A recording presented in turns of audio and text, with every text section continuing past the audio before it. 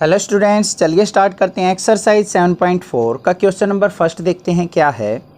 If NC8 equal to NC2 then find NC2 की value हमने find out करनी है। इस क्वेश्चन को करने से पहले मैं आपको यहाँ पे छोटे छोटे दो फॉर्मूले बताऊँगा। उन फॉर्मूले का यूज आपके मोस्टली क्वेश्चंस में हो जाता है। तो सबसे पहले तो आपने परमुटेशन का फॉर्मूला तो आपने सीख लिया था, NPR का। वो क्या था? n फैक्टोरियल अपॉन में n माइनस आर फैक्टोरियल। ये फॉर्मूला आपने पढ़ा है परमुटेशन का। अब बात करते हैं, ये होता है हमारा कम्बिनेशन। कम्बिनेशन के अगर फॉर्मूले की बात करें हम NCR, तो वो किसके इक्वल होता है? हमारा n फैक्टोरियल अपॉन में r फैक्टोरियल इनटू में n minus r factorial. Means जो हमारा NPR होता है उसको हम फैक्टोरियल r से अगर डिवाइड कर दे तो हमारा क्या आ जाता है? कम्बिनेशन का फॉर्मूला निकल के आ जाता है। एक तो ये फॉर्मूला हो गया। दूसरा एक और फॉर्मूला होता है यहाँ पे, अगर हमारे पास कंडीशन दी रखी हो इस तरीके से NCR is equal to NC और यहाँ पे है n माइनस आर। इस तरीके से दो अगर कम्बिनेशन को कंपेयर कर रखा हो तो हमेशा जो ये डिनोमिनेटर में होते हैं ना, इनके बेस में r और n माइनस आर, इनका सम r प्लस में n minus r equal to हमेशा किसके होगा? इसके n के। तो मतलब r से r कैंसिल, तो n इक्वल टू क्या आ गया हमारा? n। ये चीज़ दोबारा सुनो, अगर हमारा दो कम्बिनेशन का कंपैरिजन हो तो उनके बेस का सम हमेशा जो टॉप पावर होगी उसके सम के उसके इक्वल होगा। एग्जाम्पल देखते हैं यहाँ पे एक छोटा सा। मान लिया इस तरीके से दे रखा हो 5C2 इज इक्वल टू क्या होगा? वैसे तो 5C3 हमेशा तब इक्वल लिखे जाएंगे जब 2 + 3 = 5।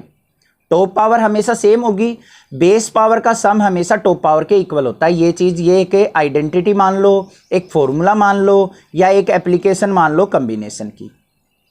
ये चीज़ आपको ध्यान रखनी है बस। क्लियर है? अब जैसे मान लिया क्वेश्चन दे दे इस तरीके से 5C2 इक्वल टू 5C और यहाँ पे क्या आएगा ये पूछ ले। तो यहाँ पे क्या मान लिया हमने? लेटस कंसीडर कर लिया, x मान लिया यहाँ पे। तो यहाँ पे क्या हो जाएगा? मुझे पता है इन दोनों का सम, बेस का सम किसके इक्वल होगा? 2 + x = 5 के। x इज इक्वल टू क्या आ जाएगा? 2 को राइट साइड लेके जाएंगे तो 5 - 2, x इज इक्वल टू क्या आ गया मेरा? 3। समझ में आ गई? तो यहाँ पे x की जगह क्या आ जाएगा? 3। ये चीज़ होती है, ये आइडेंटिटी आपको ध्यान रखनी है। बस इसी आइडेंटिटी का यूज करके हम क्वेश्चन सोल्व आउट करेंगे। अब क्वेश्चन नंबर फर्स्ट के अंदर देखो हमें क्या गिवन है। NC8 is equal to NC2 ये दे रखा है। या तो एक काम करो, इन दोनों का सम इक्वल टू इसके हो जाएगा। क्या हो जाएगा यहाँ पे? n इज इक्वल टू क्या हो जाएगा? 8 + 2 means n is equal to क्या आ गया? 8 और 2 10। या फिर इस फॉर्मूले के साथ देखो आप, NCR इज इक्वल टू क्या होता है? n minus are. कंपैरिजन कर लो इसका, इन दोनों टर्म्स को कंपेयर करो। n ऊपर है, बेस में क्या है? r, यहाँ पे है 8, तो r की वैल्यू क्या होगी हमारी? 8। यहाँ पे n माइनस आर है, यहाँ पे 2 है, तो n minus r is equal to किसके हो गया? 2। r की वैल्यू इसमें पुट कर दो, n माइनस 8 इक्वल टू 2, तो n इज इक्वल टू क्या आ गया? 8 को उस तरफ लेके जाएंगे तो 10। n की वैल्यू हमें पता चल गई। अब हमने फाइंड आउट क्या करना है, ये चीज देखो। NC2 फाइंड आउट करना था हमने। n की वैल्यू पता लग गई तो 10C2 की वैल्यू हम निकाल लेंगे। किसके इक्वल होगी? ये फॉर्मूला यूज कर लेंगे हम। तो किसके इक्वल होता है? n फैक्टोरियल होता है, मतलब 10 फैक्टोरियल अपॉन में 2 फैक्टोरियल इनटू में 10 - 2 फैक्टोरियल। क्या बन गया ये? 10 फैक्टोरियल अपॉन में 2 फैक्टोरियल इनटू में 10 - 2 क्या हो गया? 8 फैक्टोरियल। इसको सिंप्लीफाई कर लो। 10 फैक्टोरियल को क्या लिख सकता हूँ मैं? 10 × 9 × 8 फैक्टोरियल राइट डाउन कर सकता हूँ अपॉन में 2 फैक्टोरियल को 2 × 1 और 8 फैक्टोरियल हमारा एज इट इज रह जाएगा। तो यहाँ पे क्या आ गया मेरा? 8 फैक्टोरियल से 8 फैक्टोरियल कैंसिल आउट हो गया। 2 × 1 = 2, 2 × 5 = 10, 9 × 5 क्या आ गया? 45। This is the answer. I hope आपको समझ में आ गया होगा क्वेश्चन, कोई भी डाउट नहीं होगा। कहीं पे कोई भी प्रॉब्लम लगे तो आप मुझे कमेंट करके पूछ सकते हैं। अदरवाइज चैनल को सब्सक्राइब जरूर कर लें, क्योंकि क्लास 12th में भी ये चैनल आपका सपोर्ट करेगा और आफ्टर 12th भी। नेक्स्ट देखते हैं क्वेश्चन नंबर सेकंड क्या है। क्वेश्चन नंबर सेकंड के अंदर हमें क्या करना है, determine n if 2nC3 ratio nC3 equal to 12:1 है। मतलब दो कॉम्बिनेशन की रेशो हमें 12:1 दे रखी है, तो हमें इस n की वैल्यू फाइंड आउट करनी है कि वो n की वैल्यू क्या होगी। अब आपको फॉर्मूला पता है NCR का, उसको साइड में लिख दो जरूर हर एक क्वेश्चन में, n फैक्टोरियल अपॉन में r फैक्टोरियल और n माइनस r फैक्टोरियल। इसको यहां पे यूज करेंगे। हमें गिवन क्या है, 2nC3 अपॉन में nC3 इक्वल टू 12/1 गिवन है। इस फॉर्मूले पे अपना NCR का फॉर्मूला अप्लाई कर लो। 2n है तो क्या हो जाएगा, 2n फैक्टोरियल अपॉन में 3 फैक्टोरियल और इनटू में 2n माइनस 3 फैक्टोरियल। ये n था, ये r था, इस फॉर्मूले में वैल्यू पुट कर ली, ये आ गया मेरा। डिनोमिनेटर पे आ जाओ, nC3 पे n फैक्टोरियल हो जाएगा अपॉन में ये 3 है तो 3 फैक्टोरियल और यहाँ पे और क्या आ जाएगा, n minus 3 factorial is equal to किसके, 12/1 के। ये चीज़ क्लियर है, कोई दिक्कत नहीं है। अब यहाँ पे इसको मैं कैसे लिख सकता हूँ, ध्यान से देखना, 2n फैक्टोरियल अपॉन में 3 factorial into 2n minus 3 factorial. ये तो ऊपर वाली टर्म लिख दी, नीचे वाली को ऊपर लेके जाऊंगा तो क्या हो जाएगा, मल्टीप्लाई में 3 factorial into n minus 3 factorial upon में क्या आ जाएगा हमारा, n फैक्टोरियल। क्लियर, कोई दिक्कत नहीं है। अब यहाँ पे देखो 3 फैक्टोरियल से 3 फैक्टोरियल कैंसिल आउट हो गया मेरा। अब और क्या हो सकता है वो देखेंगे। अब 2n फैक्टोरियल है, इसको ब्रेक करें अगर हम फैक्टोरियल को रिजोल्व करें तो क्या हो जाएगा, 2n, इससे नेक्स्ट टर्म क्या आएगी, 2n माइनस 1, इससे नेक्स्ट टर्म क्या आएगी, 2n minus 2, next term 2n minus 3, इस तरीके से चलेगा, लास्ट में आ जाएगा फैक्टोरियल। देखो जैसे मैं 5 फैक्टोरियल को रिजोल्व करूं तो क्या होगा, 5 इंटू इससे अगली टर्म 4, इससे नेक्स्ट 3, फिर इंटू 2 फैक्टोरियल, ऐसे करते हैं ना। तो यहाँ पे भी मैंने इसको क्या किया, 2n को 2n माइनस 1, 2n माइनस 2 और 2n माइनस 3 तक कर लिया, क्योंकि डिनोमिनेटर में मेरा 2n माइनस 3 था, तो यहाँ पे आ गया 2n माइनस 3 फैक्टोरियल। ये चीज़ क्लियर है, ये इज इक्वल टू क्या था, 12/1। उसके बाद क्या है, मल्टीप्लाई में ये क्या है, n माइनस 3 फैक्टोरियल।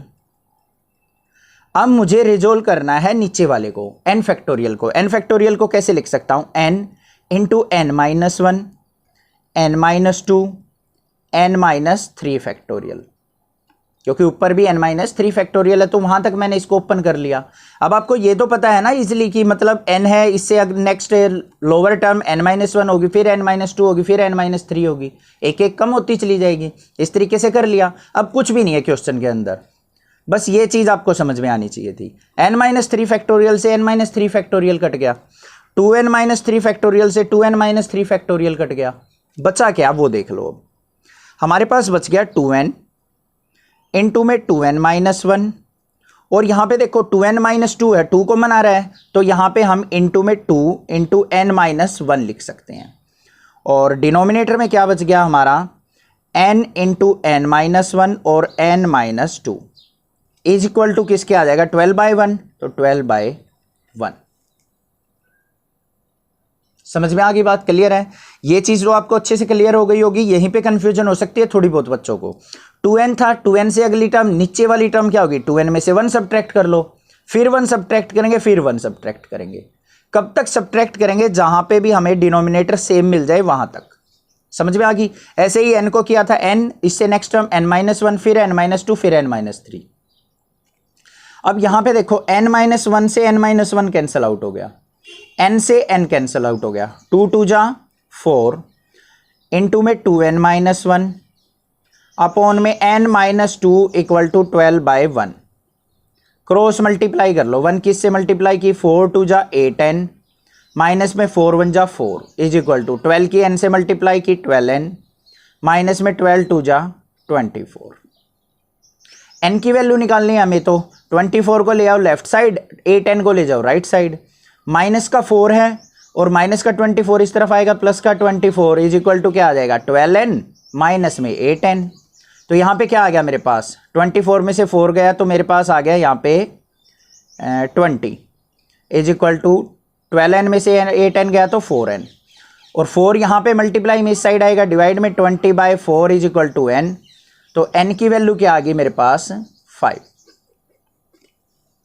बस यही हमने फाइंड आउट करनी थी।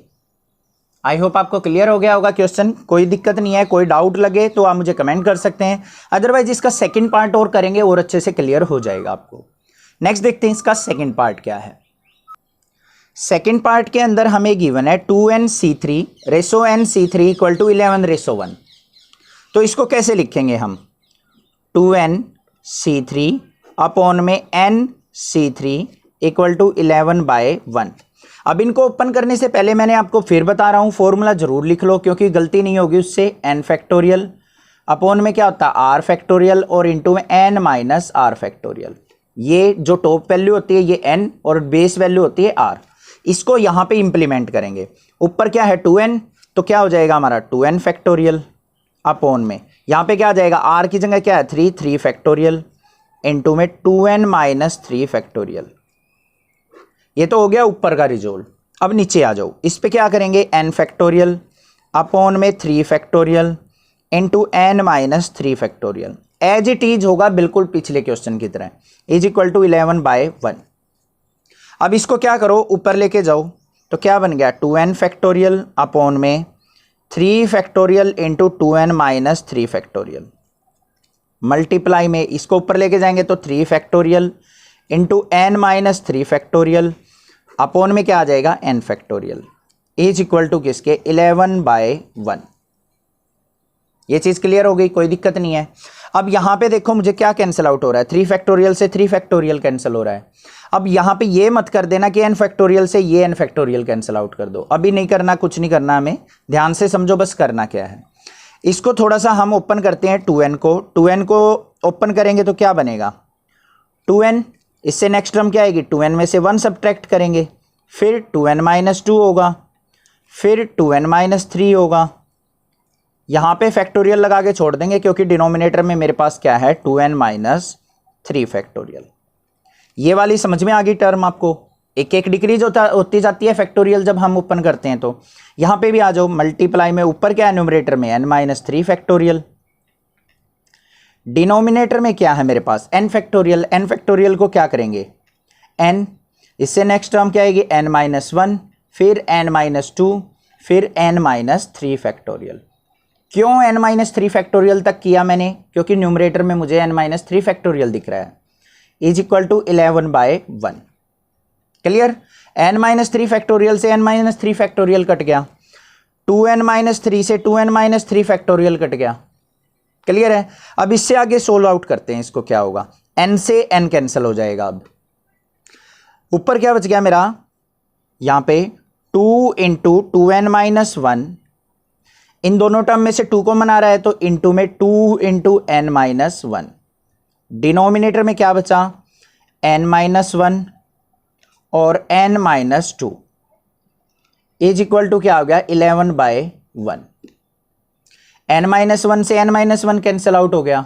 अब देखो मल्टीप्लाई करो, 2 2 जा 4 इंटू में 2n माइनस 1, ये तो आ गया न्यूमरेटर में, डिनोमिनेटर में क्या आ गया n minus 2 is equal to 11/1। Cross multiply कर लो, इसकी मल्टीप्लाई करेंगे 4 2 जा 8n, 4 की 1 से की तो माइनस का 4 इज इक्वल टू 11 की n से की तो 11n, माइनस में 11 2 जा 22।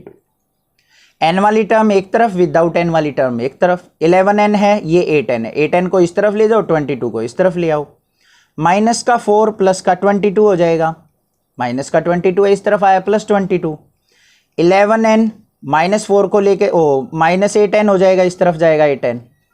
यहाँ पे क्या बच गया मेरा 18 इज इक्वल टू, यहाँ पे क्या बच गया 3n। n की वैल्यू निकालनी है, n इज इक्वल टू क्या हो जाएगा 18/3, 3 6 जा 18, तो n इज इक्वल टू क्या आ गया 6। This is the answer.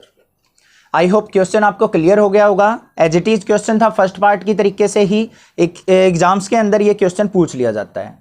कोई भी डाउट किसी प्रकार का लगे तो आप मुझे कमेंट करके पूछ सकते हैं, अदरवाइज चैनल को सब्सक्राइब कीजिए, लाइक कीजिए और शेयर जरूर कीजिए। Thank you students for your love and support for this channel. Thanks.